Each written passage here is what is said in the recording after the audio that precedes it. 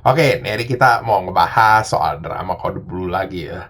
Nah, ini cuma dramanya kalau buat gue sih udah seru banget. Ini juga kalau gue bilang udah sampai titik klimaksnya nih, udah finalnya. Ya, lu tau lah yang dia ribut-ribut sama netizen, pelaku FNB, sama Claremont. Nah, ini ada lanjutannya lagi nih. Jadi si Ibu Susana Darmawan nih, yang pelakunya Claremont itu akhirnya muncul gitu loh. Diajak ketemuan sama dia di kantor polisi, ya mau di mediasi damai. Nah, akhirnya si ibu ini juga buka suara kalau dia tuh udah maafin si Kode Blue. Tapi, ada tapinya. Jadi kuasa hukum si ibu ini ngomong katanya proses tetap lanjut. Dan mereka juga ngajuin tuntutan tuh 5M ke si Kode Blue. Dan ini juga bukan asal nembak aja ya angkanya gitu loh. Bukan sekedar asal nuntut. Ya mereka juga udah ada tim auditor gitu loh. Yang akhirnya menghitungin pakai data juga. Ada datanya mereka. Katanya tuh sejak dia posting itu tuh penurunan omsetnya itu sampai 5M. Yang itu tuh akhirnya dituntut ke si Kode Blue. Kalau buat gua sih, kalau gua bilang ya udah ada data kayak gitu, itu sih fair banget gitu loh. Mereka cuma nuntut gitu yang benar-benar mereka loss gitu loh, yang udah ke realize gitu loh. Mereka nggak ngitung-ngitung lagi tuh ya future prospect. Yang future prospect maksudnya bagaimana? Jadi kan mereka tuh ngomong juga kalau ada beberapa brand tuh yang diputus kerjasamanya gara-gara postingan si Kode Blue ini. Nah, mereka tuh nggak nuntut gitu loh yang future prospect ya misalnya nanti deh kerjasama itu tuh ntar akhirnya bisa ngasilin omset berapa, mereka nggak nuntut. Dan menurut gue sih itu fair banget ya. Si Kode Blue sendiri sih belum ada tanggapan ya sekarang ya. Cuma netizen pada heran katanya. Ini katanya kasusnya aneh.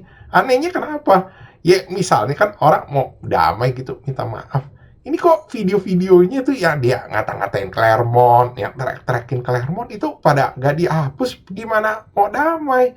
Nih sebenarnya ini bagus nih pertanyaan kayak begini nih.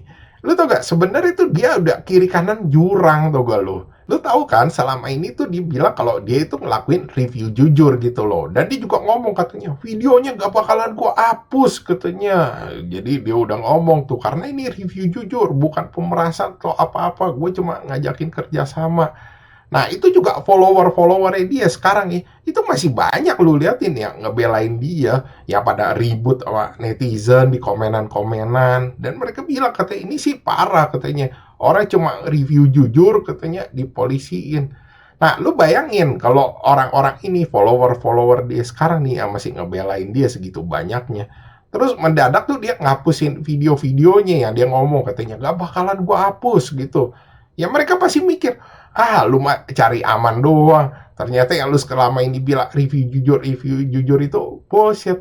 Nah, sedangkan lu misalkan lu yang punya brand kayak Claremont gitu, lu udah dikata-katain di video gitu. Terus abis itu tuh orang gak hapus videonya, tapi minta maaf, minta damai. Lu mau maafin gak?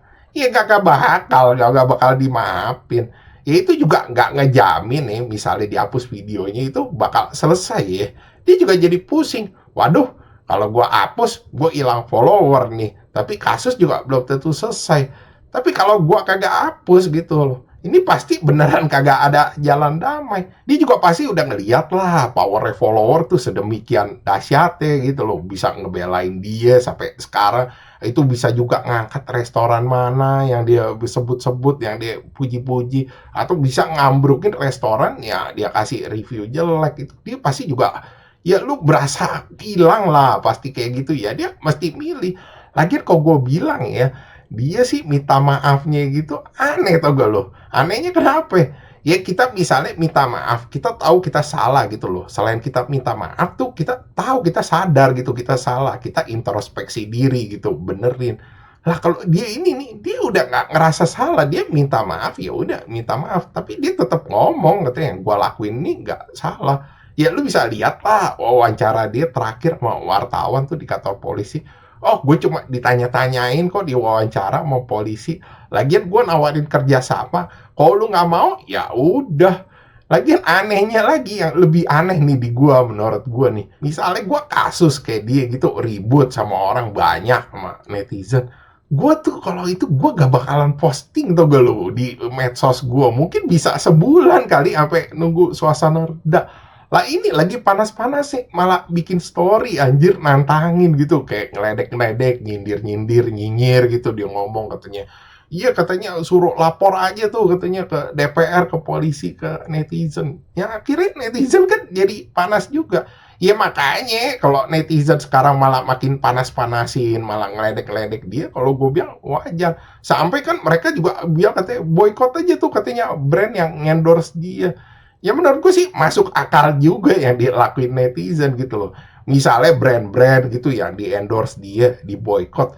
Mereka pasti lihat, wah anjir, satu dua biji gitu loh nge-endorsein dia tuh malah kita ambruk gitu loh. Akhirnya yang lain pada takut juga pakai dia buat endorse-endorsean. Ya sebenarnya sih di drama mah udah final, udah klimaks. Tinggal kita penasaran aja endingnya gimana. Kalau gue lihat-lihat sih ya dia dari satu sisinya dia gitu. Dia sih capable buat bayar 5M itu. Gue udah lihat kan bokap nyokapnya siapa, dianya juga siapa, latar belakangnya gimana. Buat bayar itu bisa kok, gue bilang sanggup. Cuma masalahnya dia mau apa kagak. Kan dia sendiri tuh nggak ngerasa salah. Dia juga bilang cuma dia ngajakin kerja sama food consultant gitu. Di satu sisi juga dia ada posting juga tuh video yang sama kuasa hukumnya dia atau siapa gitu dia konsultasi. Ya palingan sih kalau gue bilang antara dia bayar, dia beresin atau dia nuntut balik. Cuma masalahnya lu cek deh, itu owner Claremont juga bukan orang sembarangan. Lu bisa cek di Google. Makanya ini gue bilang nih drama kualitas tinggi nih. Ini endingnya orang pada pengen tahu gimana ujung-ujungnya. Oke, sekian gitu aja ya bahasan dari gua. Thanks for watching. Jangan lupa like, subscribe. Thank you.